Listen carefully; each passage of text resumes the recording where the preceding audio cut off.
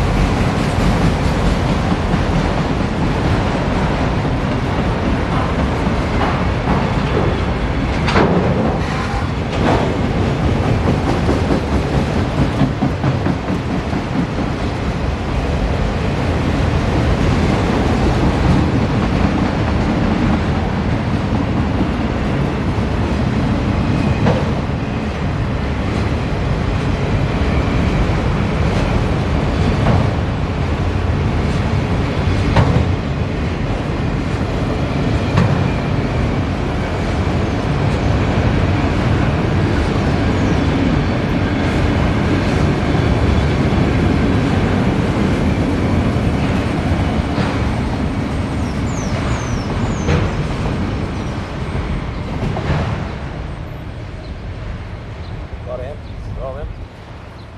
Now, those of you who have been rail fans for a while are probably already aware of this, and don't need me to tell you, but for those who haven't, there's a large number of channels that their most popular videos seem to be the ones where a grade crossing malfunctions. I don't really know why that is, but it appears to be a trend. I'm not necessarily against it, because it can be interesting sometimes, but we've never seen it happen before. But you'll notice that one of the grade crossing beams there is not really functioning up to spec, shall we say, in the way you would want it to be. It's folded over. And there was just a gentleman who was here with me, and he said that he saw a car just about hit it and then get out just before the train came. So we suspect that that grade crossing has been permanently broken by hitting that car, because they're designed to snap off, right, so they don't break the car. Must be running them back. The car go right before the train came? I did The car not. came through and almost the gate. They just got under the gate. Like the motor was, the engine was right here. Oh. I think it might have hit me. Yeah, we'll see. The signal lights have dulled down again, so we'll just have to sit and wait and hope we can get the next train. Another interesting thing about that last train that the gentleman with me also pointed out is that was an empty auto rack train. As you can tell, there was no cars in there. You can kind of see through the little mesh on it, so it must be taking empty auto racks back to the yard somewhere. Update on the crossing guard situation. There is now looks like he's a cop down there who's appears to be directing traffic around the broken pole, so it looks like someone reported it, which is good. I was just starting to wonder if we should potentially report it, but, you know, it looks like somebody else did, so that's all good. They'll get it taken care of pretty quick.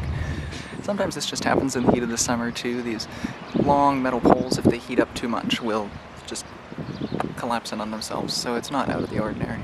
In the continuing story of the broken grade crossing, there now is a car with another person there, and another car just pulled up. I think it's the cop's car. So, I'm not sure what the second person's here for. It could be that he's here to fix the pole. I'm not sure, but yeah, we'll stay and find out. So not sure if you can see it, but the lights have just activated again way down past the road there. So we do have another train inbound to look forward to. Not sure what it is.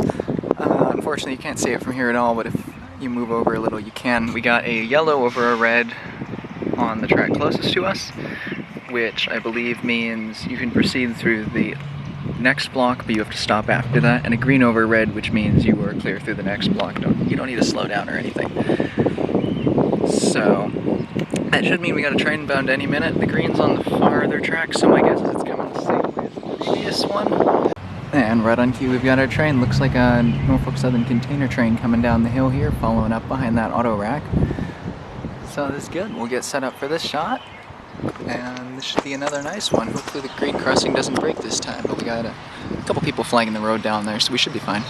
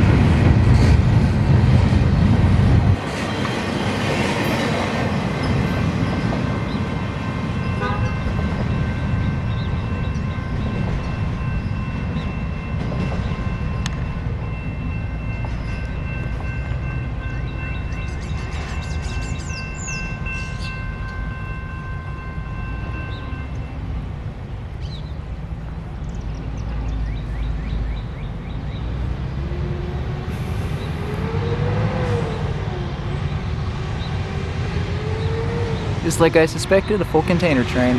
You'll notice also that your update on the crossing situation is that that boom has fallen completely off its mounting post now, so yeah, they're definitely going to need to replace that.